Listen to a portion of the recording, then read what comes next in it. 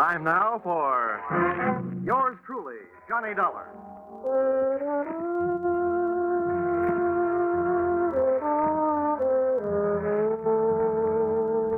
The next half hour has its baggage packed to take a trip with America's fabulous freelance insurance investigator, Johnny Dollar.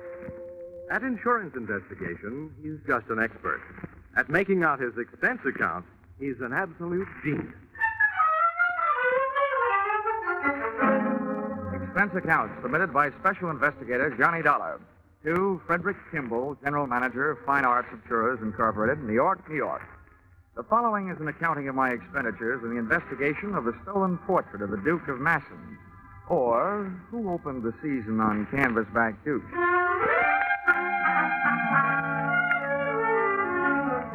Expense account, item 1, $350, plane fare, New York to London.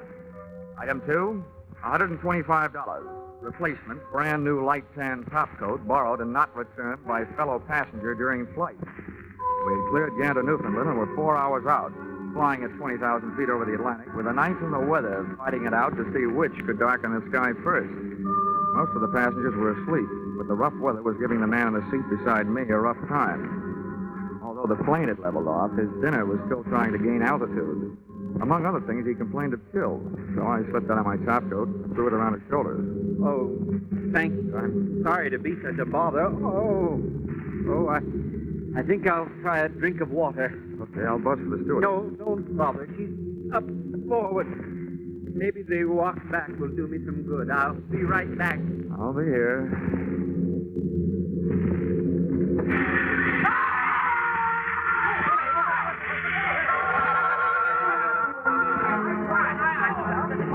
My seatmate had carried his constitutional too far. He stepped out for a breath of fresh air. I didn't think anybody could get sick enough to do that. By the time I got to the back of the ship, the rear seat passengers were milling around the aisle, all of them claiming not to know anything about what had happened. I didn't either. But if my ex-friend hadn't got out of the plane, he'd been pushed. And that posed this tantalizing question. If he'd been pushed, and since he'd been wearing my light tan topcoat, was I the one who was supposed to be taking that 20,000-foot swan dive into the Atlantic? I looked over the passengers, and to me, they all looked guilty. But I knew they couldn't be. I also knew I had no chance of finding out which one was. When things settled down, everybody started asking the stewardess for sedatives to help them get back to sleep. I asked her for some black coffee to keep awake.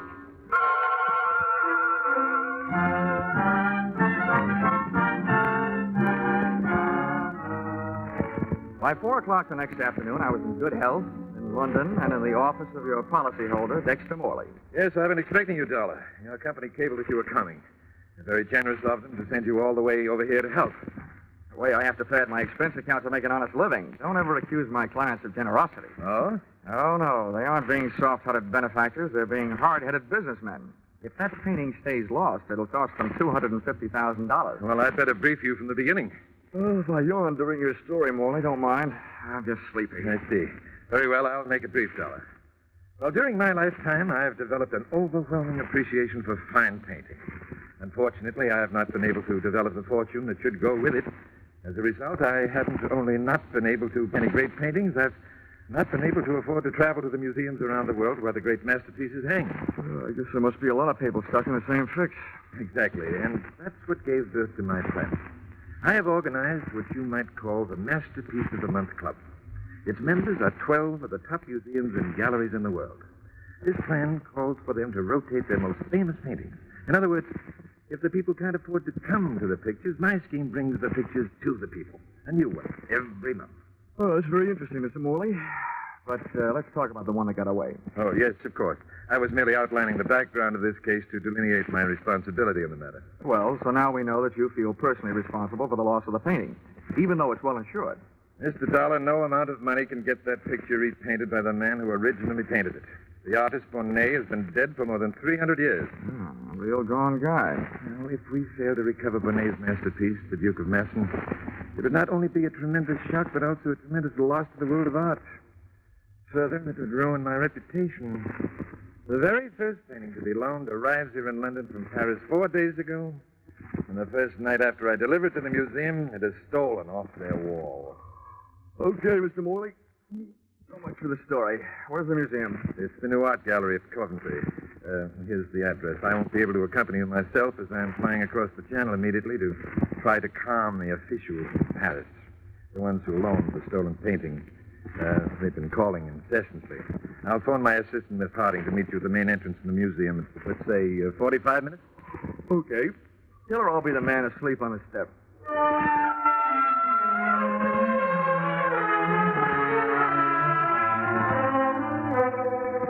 Expense account, item 3.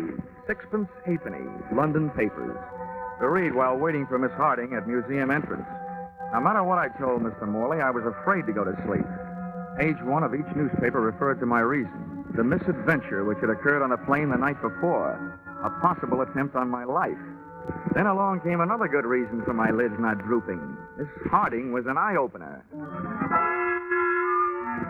Speaking in artistic terms, no painter could completely capture her dimensions. A sculptor could compose her. As far as I was concerned, so could she. And she did. Would you see Mr. Dollar? It would indeed. I'm Miss Harding. Mr. Morley indicated that I might find you asleep. I say that must have been a shocking experience on the way over. Oh, not only shocking, but frustrating. Oh? Yes, there was nothing much that could be done. We circled long enough to drop a few life rafts, some flares, and a big blob of yellow oil to help mark the spot.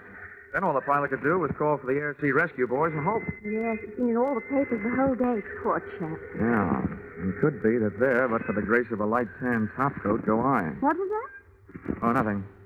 Well, shall we go museum prowling? Yes, of course, though. Well, there isn't much to see, just a blank space on the wall. Well, let's take a look anyway.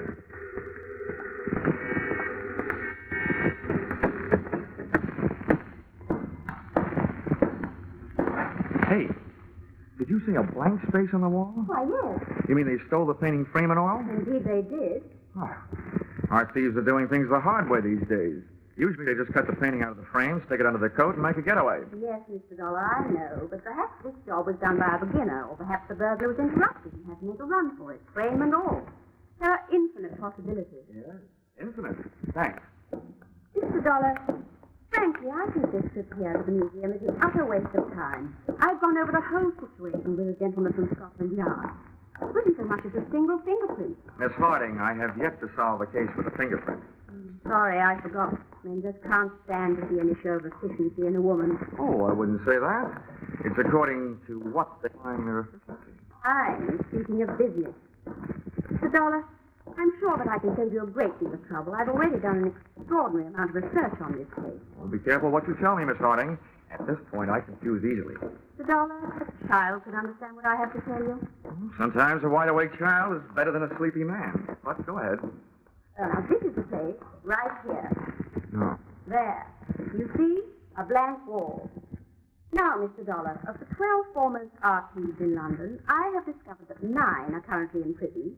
1 is in hospital after falling 4 stories off a roof, and the other 2 are at large and may be found residing at the addresses I have here. Hey, you sound more like a patron of the criminal courts than you do of the arts. The entire subject of criminology fascinates me. Now, have you seen enough of your blank wall? Yep, things are blank enough. Give me those addresses. And while you're at it, maybe you better give me yours. Mr. Dollar, you don't think I look suspicious? Oh, no. Delicious.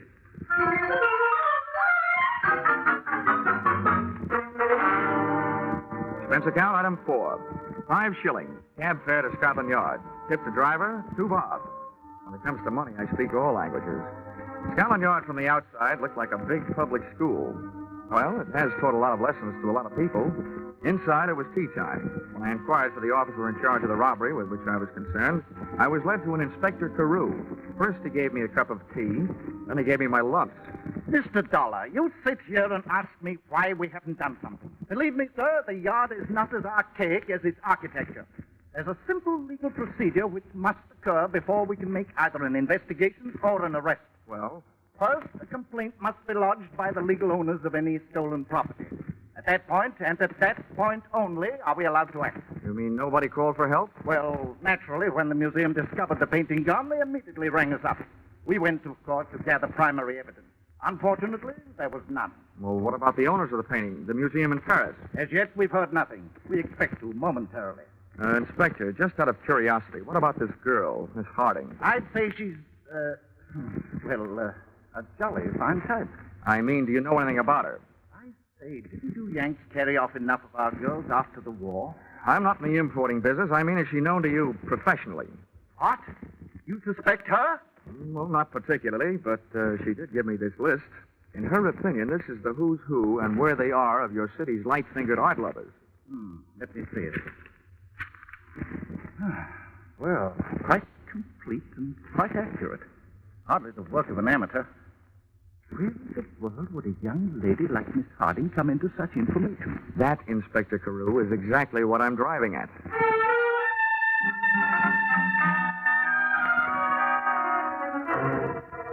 Back in a taxi, headed from Scotland Yard on my way to check into the Mount Royal Hotel, I gave my eyes a rest at the risk of missing the sightseeing, but my mind refused to follow suit.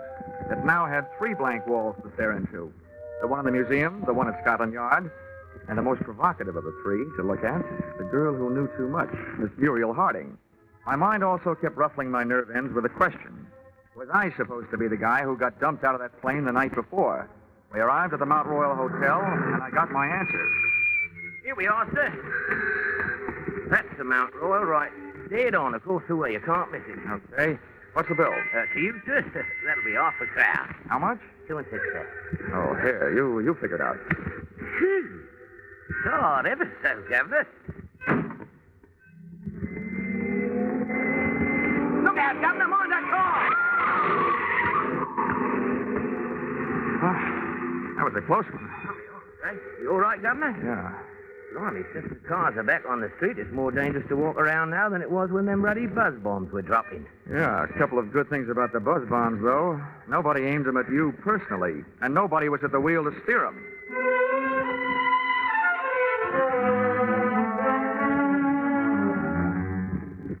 That made it official.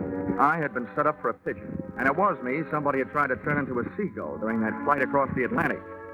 Expense account item 5, £3.10 to bellboy for services rendered. How about that? $14 for a bottle of scotch. I knocked off 40 winks that felt like only 20. Then I grabbed a shower, shave, and a cab down Oxford Street and over to Soho. Expense account item 6, 5 shillings, the legal limit on the price of dinner in England these days.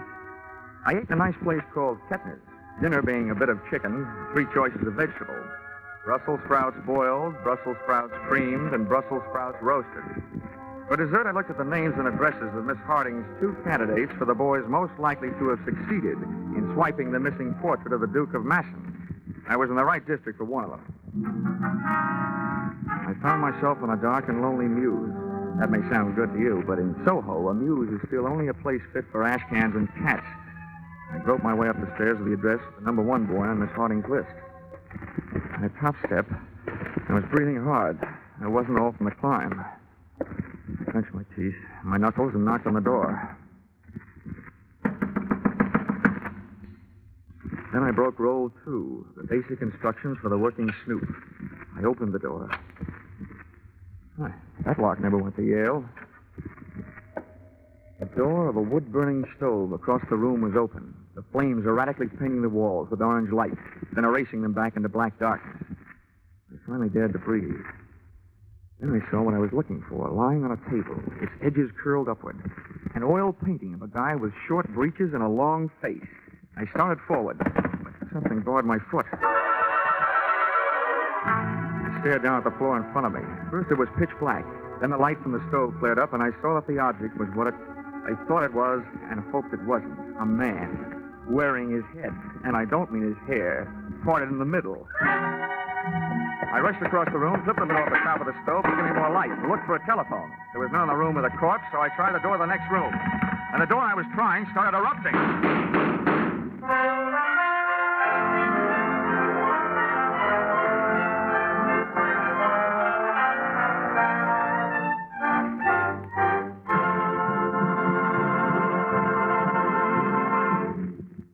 In just a moment, we'll return to the second act of Yours Truly, Johnny Dollar.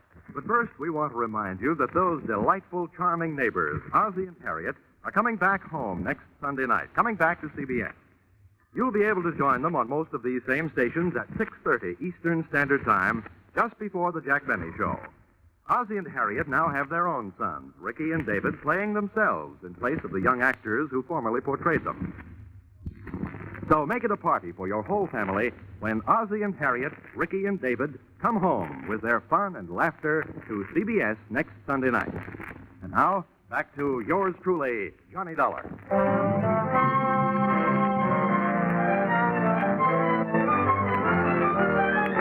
When those bullets came crashing through the door at me, I dropped to the floor. I still don't know whether my knees buckled or I meant to go down.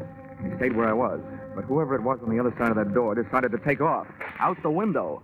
I got to my feet, but by the time I kicked the door open and got to the window, I had that old Mother Hubbard feeling.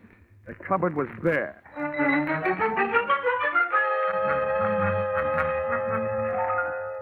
And that's what I'm doing here in your flat, Miss Harding. After my little adventure, the first thing I did was to call the police. And the second was to come here to call on you, the girl who steered me into that shooting gallery. Well, you needn't sound so annoyed at me. Of course, I advised you to go there, but after all, it was your duty. And you did recover the picture. And almost lost my health doing it for the third time. Really? Yes, really. First, somebody tried to make a seagoing paratrooper out of me. Then they tried to make me part of the pavement by running me down with an auto. And now tonight, somebody on the other side of a door tries to turn it into my personal copy of the Pearly Gate. That's really enough for me. Mr. Dollar, where is the painting now? At Scotland Yard. And now let's change the subject back. What's bothering me is bothering me plenty. I want to know who didn't want me to find that picture and why. Why, it seems elementary. Thank you, Dr. Watson. The thief naturally didn't want you to find it. Miss Harding, please. When I got shot at, the apparent thief was dead. Well, they do have henchmen, you know. If he was killed by an accomplice, why did the killer leave the painting? I'd have no way of knowing. Of that, I'm still not sure. Oh, really, Mr. Dollar, come off it. You hardly suspect me. I suspect you less if you'd stop saying that. At this point, I suspect everyone. Even Dexter Morley, of dreaming up this whole painting of the month scheme to bring those paintings within stealing distance. Oh, but that's utterly ridiculous. I know. If that was the plan, he'd wait until he had more than one picture on the road to steal. That's why I don't suspect him. Well, frankly, I don't see why you continue to worry. After all, your part of the job is done, isn't it? Yeah, I suppose you're right. But I still have a yearning burning deep down inside of me to break somebody's neck. Mind if I use your phone? Of course not. Help yourself. Thanks.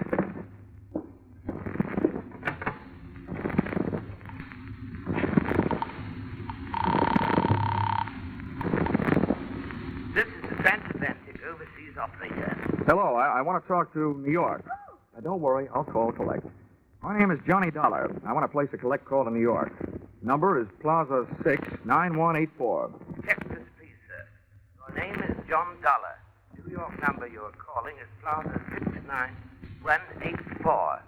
And the call is, collect, correct? Correct. Collect. Right you are, sir. We shall ring up immediately if there's a clear circuit. Thank you. They'll call me. Well, while you're waiting, you could probably do with a bracer. Do you care for a drink? What have you got? Oh, gin and orange, gin and lemon, gin and Italian, or gin and French. No whiskey. No, thanks. Well, come and sit down over here. Very restful. Much more restful in the eyes where I am. Here, I can have a better look at you. However, Why, Mr. Dollar, you can be charming. Do you mind if I change the mistress of Johnny? It sounds much more fun. I'll swap you one Johnny for every Muriel you let me use. It's a bargain. Now, tell me about yourself. Your line of work fascinates me. I'm an absolute bug on criminology. At the moment, Muriel, that happens to be my unfavorite subject. Let's talk about you. Where shall I begin? Just after the age of 21? You're a saucy type. At the age of 21, I was serving in the WAF, Huh? the Women's Air Force. Oh, you must have had a lot of exciting adventures. Rather. What was the most exciting? Oh, I think perhaps the night the young U.S. Air Force captain kissed. Oh, one of the boys of the Wild Blue yonder. Maybe it was the blue of your eyes that made him wild. Johnny. I know how he must have felt. Gee, Johnny.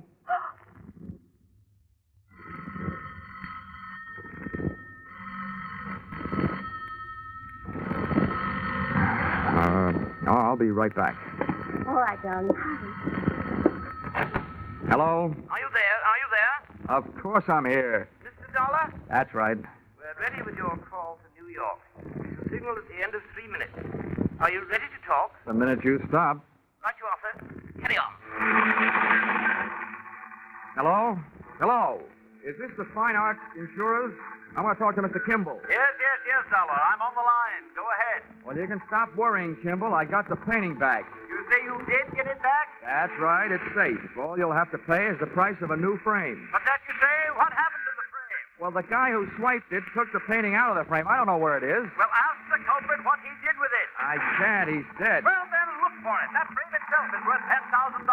It was insured along with the painting. Okay, Fred. Don't blow out any bridge work. I'll look around for it. Give it everything you've got, Dollar. You're too near doing that already. What do you say? Okay, Fred. I'll cable you what happened. Goodbye. Well, Muriel, vacation's over. I just got put back to work. I gather from your conversation you want to send you chasing off into the night to look for the picture frame. Yeah, that's it. Oh, it's ridiculous. The thief had probably already found it somewhere in that fellow's flat. I'll check that. But my work is personal service. Oh, must you go, Johnny? It's only 10:30. Couldn't you put it off till morning? Well, there's nothing I'd like better, but... Couldn't you stay even for a little while? Well, just long enough to calm my nerves.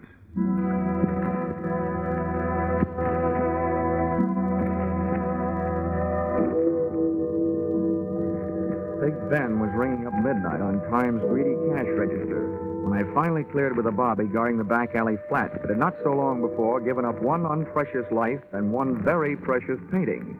The place was darker than it had been on my previous visit, and when I groped for the electric switch, I realized why. There had been a brisk fire blazing before.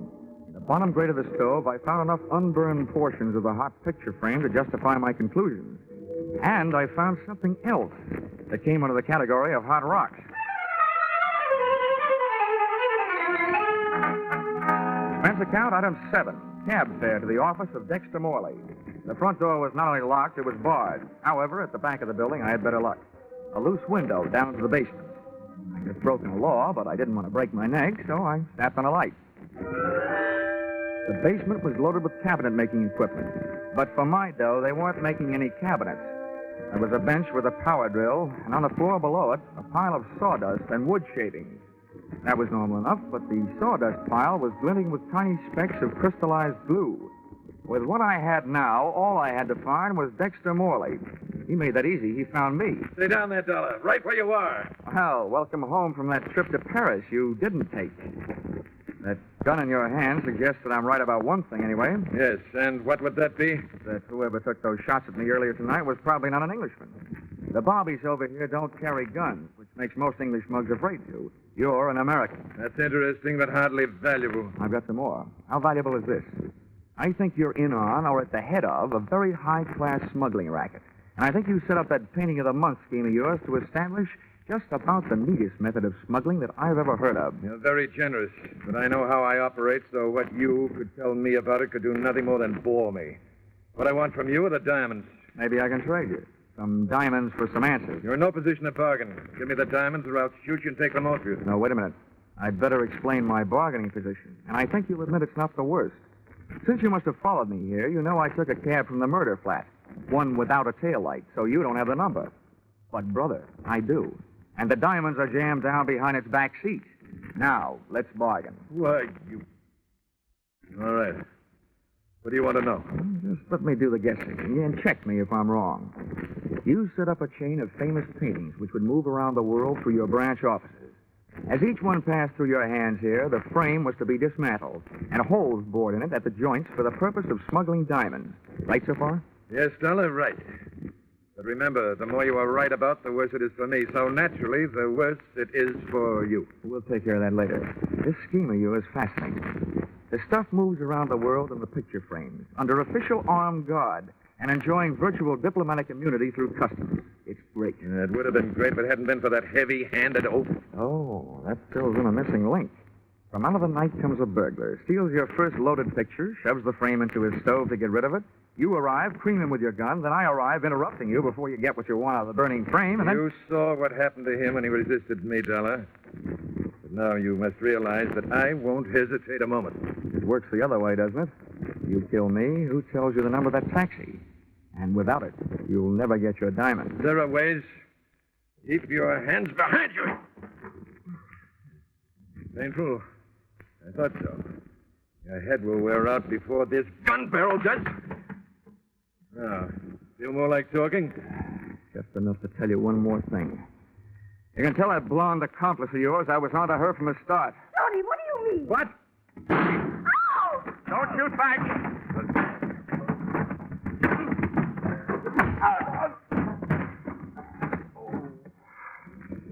I can't repay you for those 3 tries you made or had made on my life, Morley.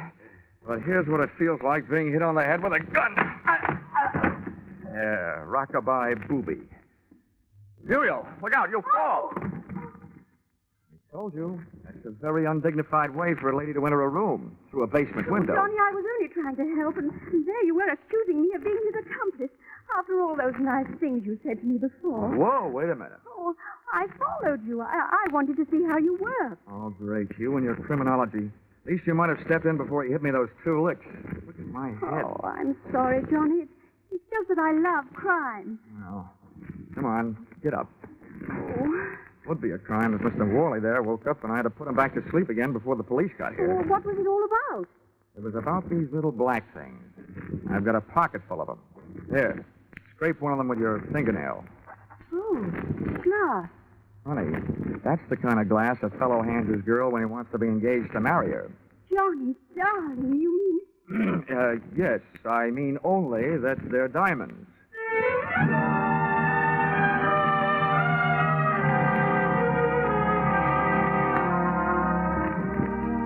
Expense account, item 8, $350. Plane fare out of attempted matrimony by the party of the second part.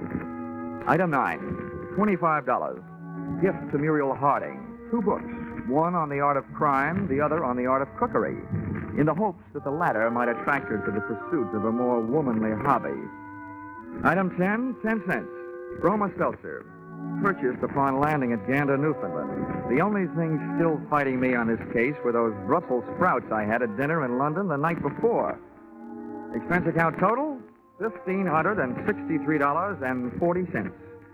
If you find any slight discrepancy in this amount, in my favor, blame it on my confusion and lack of understanding of the international rate of exchange. The only thing I like to exchange at this point is my head with its 2 new lumps. Wishing you the same, yours, truly, Johnny Dollar.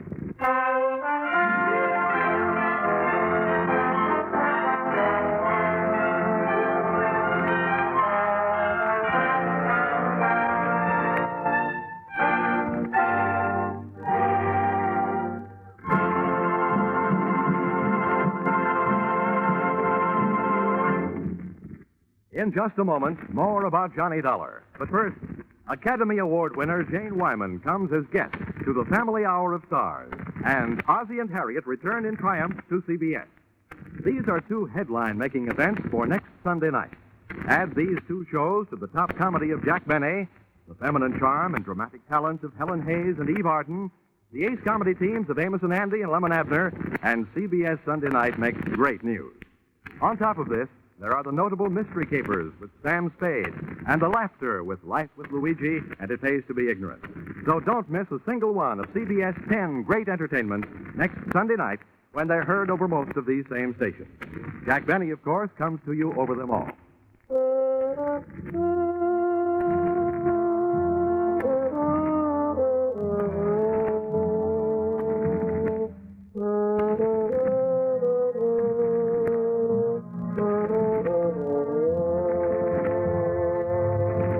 Listen in again next week when CBS brings you Yours Truly, Johnny Dollar, with Charles Russell as Johnny. Yours Truly, Johnny Dollar is written by Paul Dudley and Gil Dow, with music by Mark Warnow, and is produced and directed by Richard Sandville for CBS, the Columbia Broadcasting System.